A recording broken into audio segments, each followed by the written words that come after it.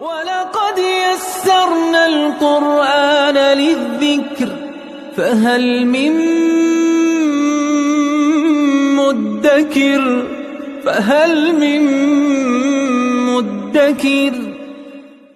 اعوذ باللہ من الشیطان الرجیم بسم اللہ الرحمن الرحیم الحمد للہ رب العالمین وصلی اللہ علی سیدنا و نبینا بالقاسم المصطفى محمد وعلى آلہ الطیبین الطاہرین المعصومین اما بعد اعوذ باللہ من الشیطان الرجیم یستفتونک قل اللہ یفتیکم فی الکلالہ ان امرؤ ہلک لیس له ولد وَلَهُ أُخْتٌ فَلَهَا نِصْفُ مَا تَرَكَ وَهُوَ يَرِثُهَا إِن لَّمْ يَكُن لَّهَا وَلَدٌ فَإِن كَانَتْ اثْنَتَيْنِ فَلَهُمَا الثُّلُثَانِ مِمَّا تَرَكَ وَإِن كَانُوا إِخْوَةً رِجَالًا وَنِسَاءً فَلِلذَّكَرِ مِثْلُ حَظِّ الْأُنثَيَيْنِ يُبَيِّنُ اللَّهُ لَكُمْ أَن تَضِلُّوا واللہ بکل شیء علیم صدق اللہ العلی العظیم۔ پروردگار عالم نے سورہ نساء کی آخری آیت میں ایک مرتبہ پھر ارث کے احکامات جو باقی ماندہ احکام تھے اس کو بیان فرمایا تاکہ وہ بحث جس کا آغاز ہوا تھا سورہ نساء کے شروع میں جو ایک دوسرے کے ارث کے مسائل ہیں، میاں بیوی کے ارث کے مسائل، اولاد کے ارث کے مسائل، بہن بھائیوں کے ارث کے مسائل، یتیم بچیوں کے اور بچوں کے ارث کے مسائل،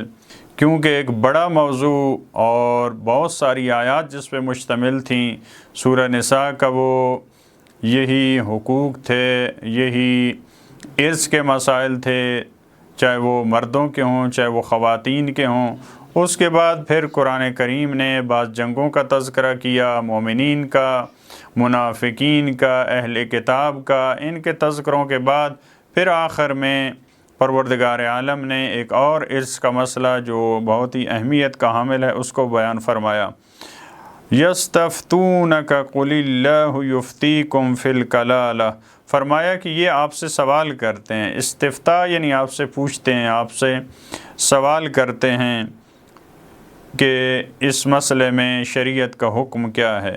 قل اللہ یفتیکم فی الکلالہ، کہہ دیجیے اللہ تمہیں بتا رہا ہے، اللہ فتویٰ دے رہا ہے، یہاں پہ لفظ فتویٰ ہے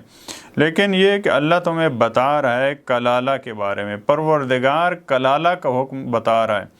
سورہ نساء کی آیت نمبر 12 میں کلالہ کے ارث کا ایک وہاں پہ ایک جز وہاں پہ بیان ہوا تھا، وہاں پہ زیادہ تر جو توجہ تھی اس آیت کی وہ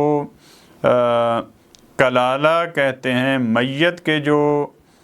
کلالہ میت کے بہن بھائیوں کو کہا جاتا ہے جب خصوصی طور پہ میت کی جو شخص دنیا سے چلا گیا اس کی اپنی اولاد نہیں ہے اور اس کا ارث اس کے بہن بھائیوں تک پہنچتا ہے تو اس کو کلالہ کہا جاتا ہے۔ وہاں سورہ نساء کی آیت نمبر 12 میں جو کلالہ کا حکم تھا وہ زیادہ تر وہاں پہ فوکس تھا جو ماں کے ذریعے انسان کے بہن بھائی ہوتے ہیں اس کی طرف، لیکن سورہ نساء کی آخری آیت یہ میت کے بہن بھائی باپ کی طرف سے یا دونوں طرف سے جو ہوتے ہیں اس پہ زیادہ، اسی وجہ سے وہاں کلالہ کا جو مسئلہ تھا اور اس کا ارث میں جو حصہ ہے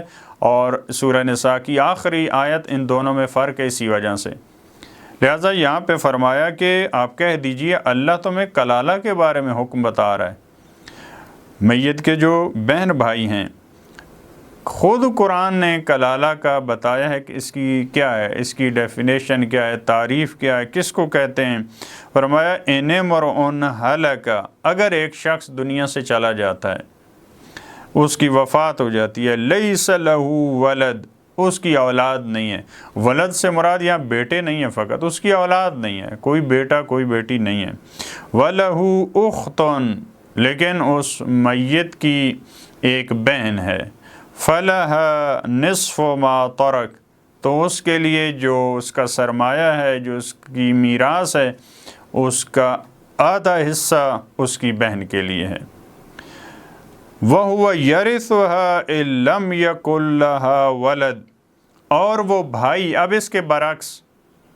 ایک قرآن کریم کی جو ارث کے مسائل میں ایک خوبصورت روش ہے، بہت ہی مختصر الفاظ میں کئی شقوں کو بیان کیا، کئی مسائل کو بیان کیا، وگرنہ اگر انہی مسائل کو جن کا تذکرہ سورہ نساء میں ہے اگر تفصیل سے بیان کیا جائے تو ایک بہت بڑی کتاب بنتی ہے، جیسا کہ آج فقہ میں کتاب الارث ہے، لیکن قرآن کریم نے بہت مختصر تعبیروں کے ساتھ وَهُوَ يَرِثُهَا، اور وہ اس کی میراث لے گا، یعنی جب معاملہ اس کے برعکس ہو جائے، ایک شخص جو کہ خاتون ہے وہ اگر دنیا سے چلی گئی ہے، اس کی کوئی اولاد نہیں ہے، اس کا فقط ایک بھائی ہے، وَهُوَ يَرِثُهَا، تو وہ سارے کا سارا، یہاں پہ اب قرآن نے نہیں کہا کہ وہ نصف لے گا، خاتون بہن کے لیے کیا کہا تھا کہ وہ نصف لے گا ما ترک کا، لیکن کیونکہ دو برابر ہوتا ہے للذکر مثل حظ الانثیین، قرآن کا جو اصول ہے وہاں پہ اگر بہن کو آدھا ملنا ہے تو بھائی کو کیا ملے گا؟ سارے کا سارا ملے گا، لہذا وَهُوَ يَرِثُهَا، بھائی سارے کا سارا ارث اور میراث لے گا، إِن لَمْ يَكُنْ لَهَا وَلَدٌ، اگر اس خاتون کے لیے جس کی وفات ہوئی ہے اس کی کوئی اولاد نہیں ہے، اس کا فقط ایک بھائی ہے، تو سارے کا سارا حصہ اور پورا کا پورا سرمایہ اس کی میراث اس کے بھائی کو ملے گی۔ اس کے بعد والا مسئلہ فَإِن كَانَتْ اثْنَتَيْنِ، اگر دو بہنیں ہیں، ایک شخص دنیا سے چلا گیا، اس کی اولاد نہیں، اس کی دو بہنیں، فَلَهُمَا الثُّلُثَانِ مِمَّا تَرَكَ، تو ان دونوں کے لیے اس ترکہ سے دو ثلث ہے، ایک ثلث ایک بہن کو، دوسرا ثلث یعنی 1/3 دوسری بہن کو ملے گا۔ وَإِن كَانُوا إِخْوَةً رِجَالًا وَنِسَاءً فَلِلذَّكَرِ مِثْلُ حَظِّ الْأُنثَيَيْنِ، اگر میت کے لیے بہن اور بھائی ہیں، رجالاً و نساءً، پہلے کیا تھا؟ فقط ایک بھائی ہے یا فقط بہن ہے یا دو بہنیں ہیں، اب یہ کہ میت دنیا سے چلا گیا، ایک فرد اس کی وفات ہو گئی، اس کی اولاد نہیں ہے، اس کے مثال کے طور پہ ایک دو بھائی ہیں، اس کی ایک دو بہنیں ہیں، تو یہاں پہ وہی اصول جو پہلے بتایا تھا فَلِلذَّكَرِ مِثْلُ حَظِّ الْأُنثَيَيْنِ، مذکر کے لیے مؤنث کا دو برابر ہے، ایک حصہ اگر خاتون کو ملے گا، دو حصے بھائی کو ملیں گے اور مرد کو ملیں گے، جو پہلے والا اصول ہے وہ بھی یہاں پہ ہے۔ یبین اللہ لکم ان تضلوا، اللہ کھول کھول کے ان مسائل کو بیان کرتا ہے تاکہ کہیں تم گمراہ نہ ہو جاؤ، تاکہ تم غلط تقسیم نہ کرو، تاکہ جن کا حصہ ہے ایسا نہ ہو کہ تم ان کو محروم کر دو۔ اس وجہ سے پروردگار کھول کھول کے بیان فرماتا ہے واللہ بکل شیء علیم، اور اللہ ہر چیز کا علم رکھنے والا ہے،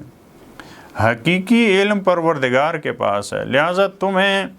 عالم بننے کی، تم خدا کے مقابلے میں عالم بننے کی کوشش نہ کرنا، یہ نہ کہنا کہ خدا نے اس طرح سے کیوں تقسیم کیا ہے، فلاں کا کم کیوں ہے، فلاں کا زیادہ کیوں ہے، لیڈیز کا کم کیوں ہے، مردوں کا زیادہ کیوں ہے، خدا علیم ہے، تمہارے پاس کچھ معلومات آ گئی ہیں تو تمہیں یہ حق حاصل نہیں ہے کہ تم اعتراض کرنے لگ جاؤ، ہاں تم تحقیق کر سکتے ہو، تم سوال کر سکتے ہو، تم مزید اس میں تحقیق کر سکتے ہو، اس چیز کو سمجھنے کی، اس کے اسباب کیا ہیں، لیکن یہ ایسا نہیں ہے کہ تم خدا کے کام پہ اعتراض کرو کہ خدا نے نعوذ باللہ خواتین کو محروم رکھا ہے، مردوں کو زیادہ دے دیا، لہذا پروردگار ہمیں توفیق دے۔ سورہ نساء میں جو مطالب اور جو معارف بیان ہوئے، چاہے وہ ارث کے مسائل تھے، چاہے وہ دوسروں کے حقوق تھے، چاہے وہ جنگی مسائل تھے، مسلمانوں کی، مومنین کی ذمہ داریاں، اور منافقین کی، کفار کی، اہل کتاب کی، جن جن کمزوریوں کا سورہ نساء میں پروردگار نے تذکرہ کیا، خدا ہمیں توفیق دے کہ ہم ان تمام مشکلات سے اور رذائل اخلاقی سے اپنے آپ کو محفوظ رکھ سکیں۔ اللہم صلی علی محمد و آل محمد۔